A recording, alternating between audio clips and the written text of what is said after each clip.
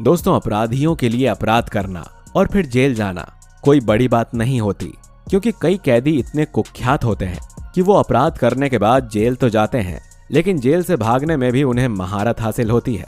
पर ऐसा हम इसीलिए कह रहे हैं क्योंकि आज के हमारे इस वीडियो में हम आपको कुछ ऐसी कहानियां बताने वाले हैं जिनमें से अपराध करने के बाद अपराधियों ने जेल की सजा काटने की बजाय खुद को दुनिया भर में फेमस करने के लिए, भागने के लिए ऐसे ऐसे पैतरे आजमाए हैं जिसे सुनने और जानने के बाद आपकी रूह भी कांप जाएगी। क्योंकि किसी ने अपने साथी को मारकर जेल से भगाना सही समझा तो किसी ने गहरा समंदर पार किया। तो चलिए जानते हैं आज के हमारे इस वीडियो में उन कैदियों के बारे में। योशी शिराटोरी लूट और हत्या के झूठे आरोप में शिराटोरी को 1936 में आओमोरी जेल में कैद कर दिया गया था। हालांकि महीनों तक गार्ड की दिनचर्या का अध्ययन करने के बाद वो नहाने के लिए दी गई बाल्टी के चारों ओर लिपटे धातु के तार के साथ अपने सेल लॉक को उठाकर भाग निकला। एक टूटा हुआ रोशनदान। भागने से पहले उसने अपने फ्यूटन पर बोर्ड लगा दिए ताकि पासिंग गार्ड्स को यह समझ में आ जाए कि वो अभी भी सो रहा है। पुलिस ने अस्पताल में सामान चोरी करते हुए 3 दिन बाद शिराटोरी को पकड़ लिया। भागने और चोरी करने के लिए आजीवन कारावास की सजा सुनाई गई इसे। फिर उसे 1942 में अकीता जेल में ट्रांसफर कर दिया गया। 1943 की सर्दियों के दौरान शिराटोरी को देश की सबसे उत्तरी जेल, उत्तरी होक्काइडो में अबशीरी जेल में स्थानांतरित कर दिया गया था।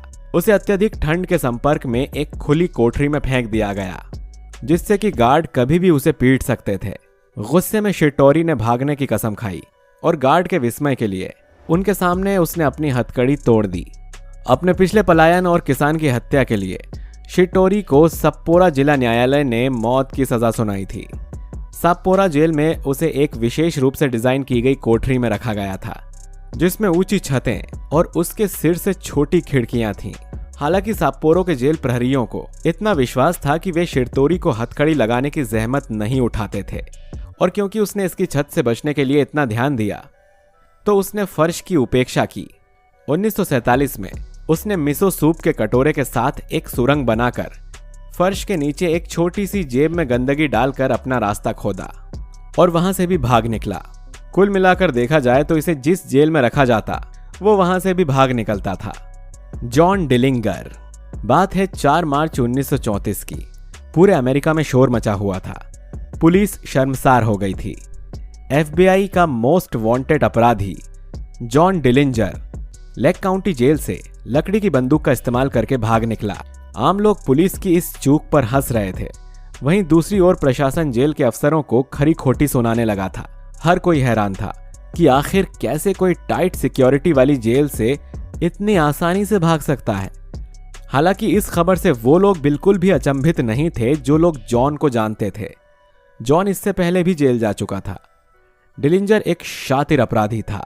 उसके मरने के बाद तक आज भी उसके कारनामों को लोग किस्सों की तरह याद रखते हैं। डिलिंगर काफी कम उम्र से ही जुर्म करने लगा था। पहली बार जब उसे सजा हुई थी तो वो एक किराने की दुकान को लूटने के लिए अपराधी साबित हुआ था। माना जाता है कि उस वक्त उसकी उम्र केवल 20 साल की थी। 20 साल की उम्र में डिलिंगर को 10 साल की सजा हो गई थी। हालांकि डिलिंगर को केवल 8.5 साल के बाद ही पेरोल मिल गई थी।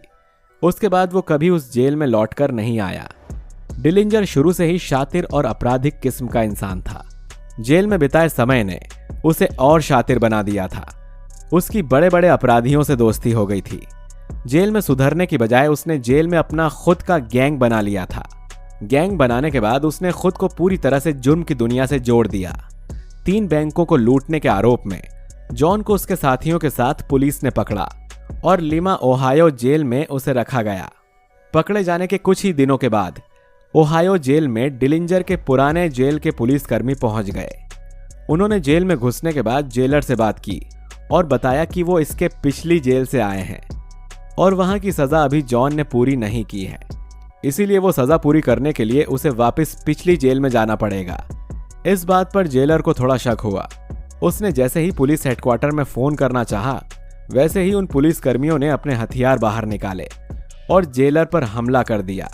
जॉन को पुलिस ने इंडियाना भेज दिया, जहां उसे क्राउन पॉइंट जेल में रखा गया। यही वो जेल थी जहां से जॉन डिलिंगर ने इतिहास में अपना नाम दर्ज करवाया। यहाँ पर ही उसने वो कारनामा किया जिससे उसका नाम पूरे अमेरिका में कुख्यात हो गया। इस जेल में आने के कुछ ही दिनों के भीतर उसने सोच लिया था कि उसे कैसे इस जेल से भागना है। उसने एक लकड़ी के टुकड़े को दाढ़ी बनाने वाले ब्लेड से खरोचना शुरू कर दिया और खरोच खरोच कर एक बंदूक का रूप दे दिया। जॉन डिलिंजर का अंत ठीक उसी तरह हुआ जैसे किसी कुख्यात अपराधी का होता है। ऐसे अपराधी या तो सलाखों के पीछे जाते हैं या फिर पुलिस की गोली का शिकार बनते हैं। ट्रैक्टर पर सवार कैदी फरार। इस कहानी में कैदी फिर से पकड़े जाने से बच गया, लेकिन केवल थोड़े समय के लिए। 7 अगस्त 2019 की सुबह वेस्ट टेनेसी स्टेट पेनिटेंट्री के एक कैदी कर्टिस रे वॉटसन को लंबे समय तक जेल के अधिकारी डेब्रा जॉनसन के निवास के बाहर काम के विवरण पर देखा गया। एनबीसी न्यूज ने बताया कि 3 घंटे बाद जॉनसन का गला घोंटा गया और 44 वर्षीय वॉटसन गायब हो गया। वॉटसन जो गंभीर अपहरण के लिए 15 साल की सजा काट रहा था, ट्रैक्टर पर हैनिंग टेनेसी में जेल के मैदान से भाग गया। उसके लापता होने पर 4 दिन तक तलाशी अभियान चलाया गया। कानून प्रवर्तन द्वारा वॉटसन के टैटू की छवियों को जारी करने के बाद यदि उसने अपना रूप बदल लिया तो एक ईगल आंखों वाले स्थानीय ने घर की निगरानी वाले वीडियो पर अपने यार्ड में भागे हुए कैदी को देखा। घंटों के भीतर पुलिस ने पता लगाया और वॉटसन को गिरफ्तार कर लिया। उसे जॉनसन की मौत का संदिग्ध माना जा रहा है। अल्काट्रॉस बीच। दरअसल इस जेल का नाम अल्काट्रॉस जेल है, जो अल्काट्रॉस आइलैंड पर स्थित है। इसके मेंटेनेंस में ज्यादा खर्च होने की वजह से इसे 1963 में बंद कर दिया गया था। म्यूजियम के तौर पर इस्तेमाल हो रही इस जेल में लाखों की तादाद में लोग आते हैं। इसे द रॉक के नाम से भी जाना जाता है। इस जेल से जून 1962 में 3 कैदी भागने में सफल रहे थे, जिनमें फ्रैंक मॉरिस, जॉन एंगलिन और क्लैरेंस एंगलिन थे, जिसका पता कई सालों के बाद एक लेटर के जरिए हुआ था। लेकिन पुलिस की छानबीन के बावजूद ये नहीं कहा जा सकता है कि वो जिंदा हैं। हालांकि कैदी जॉन एंगलिन और क्लैरेंस एंगलिन जो भाई थे, उनके घर वालों ने दावा किया था कि वो जिंदा हैं, लेकिन वो कभी मिले नहीं। आपको बता दें कि कई कैदियों के आत्महत्या करने के चलते इस जेल को सबसे डरावनी जेलों में से एक भी माना जाता था, क्योंकि माना जाता था कि यहाँ पर उनकी आत्माएं भटकती हैं। कई बार तो लोगों ने यहाँ पर डरावनी गतिविधियों को भी महसूस किया था। रॉनी बिग्स। 16 से 17 डकैतों की एक गैंग ने उस जमाने में रॉयल मेल ट्रेन से पूरे $2.6 मिलियन की लूट की थी। अगर लूटी हुई इस रकम की कीमत आज की तारीख में सही हिसाब से लगाई जाए तो ये रकम करीब 40 मिलियन यूरो के आसपास बैठती है, यानी करीब 3 अरब रुपए। वैसे तो इस मामले की छानबीन के दौरान ब्रिटेन पुलिस ने 4 और 5 लोगों को इस वारदात का मास्टरमाइंड करार दिया, लेकिन इनमें भी जो 2 नाम सबसे ऊपर हैं वो थे रॉनी बिग्स और ब्रूस रेनॉल्ड्स। इस ग्रेट रॉबरी को रॉनी ने अपने 34वें जन्मदिन पर अंजाम दिया था, जब उसने और उसके गैंग ने ग्लासगो से लंदन जा रही रॉयल मेल ट्रेन को बीच रास्ते में ही सिग्नल खराब करके रोक लिया और बेहद नाटकीय तरीके से एक ट्रक में कैश और दूसरी चीजें लाद कर फरार हो गए। इसके लिए उन्होंने ट्रेन रोकते ही सबसे पहले उसके ड्राइवर को निशाना बनाया और उसके सिर पर लोहे की रॉड से जानलेवा हमला किया। क्योंकि जिस जगह पर इस गैंग ने ट्रेन को रोका था उन्हें वहां पकड़े जाने का डर था, लिहाजा इसके बाद यह गैंग खुद ही ट्रेन को कई मील तक आगे ले गई और फिर एक सुनसान जगह पर ले जाकर नकदी और रजिस्टर्ड पोस्ट की बोगी से पूरे 40 मिलियन यूरो यानी तकरीबन 3 अरब रुपए के बराबर की रकम लूट ली। और फिर लंबी मशक्कत के बाद पुलिस ने एक एक करके इसके गुनाहगारों को पकड़ना शुरू किया। आज भी जब किसी बड़ी और नायाब रॉबरी और खासकर ट्रेन रॉबरी की बात चलती है तो 1963 के इस द ग्रेट ट्रेन रॉबरी का जिक्र जरूर होता है। तो दोस्तों, उम्मीद करते हैं कि आपको हमारा आज का ये वीडियो जरूर पसंद आया होगा। वीडियो पर अपनी राय हमें कमेंट बॉक्स में जरूर दीजिए।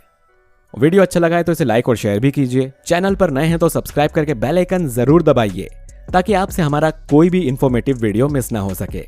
मिलते हैं आपसे अगले वीडियो में।